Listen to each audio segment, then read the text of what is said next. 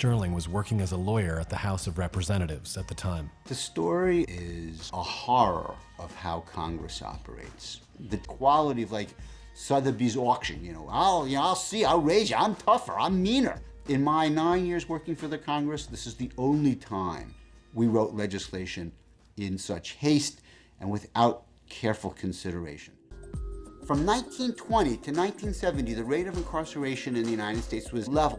From the Depression, World War II, the post-war boom, through the 50s, through the 60s, the rate of incarceration leveled. Public enemy number one is drug abuse. In 1970, the rate of incarceration starts going up.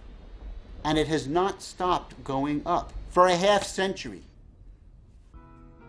Only 5% of the world is American. But today, America has 25% of the world's prisoners. The United States of America, the land of the free, leads the world in the incarceration of our people. We hunt the poor and incarcerate them at levels unheard of in the rest of the world. No other nation comes close. Not China, not Russia, nobody. There are only two explanations. One is that we are uniquely evil, and the other is that we have uniquely counterproductive laws. And while the prison population continues to grow, the demand for illegal drugs is still rising. So let's look at the statistics. The United States is home to 5% of the world's population, but 25% of the world's prisoners. Think about that.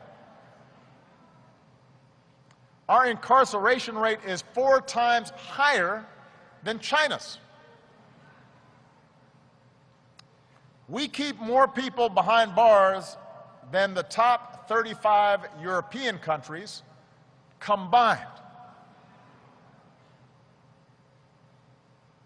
And it hasn't always been the case, this huge explosion in incarceration rates. In 1980, there were 500,000 people behind bars in America.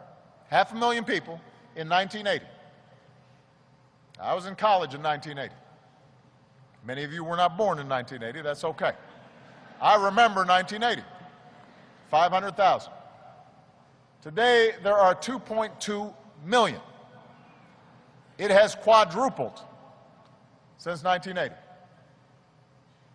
Our prison population has doubled in the last 2 decades alone.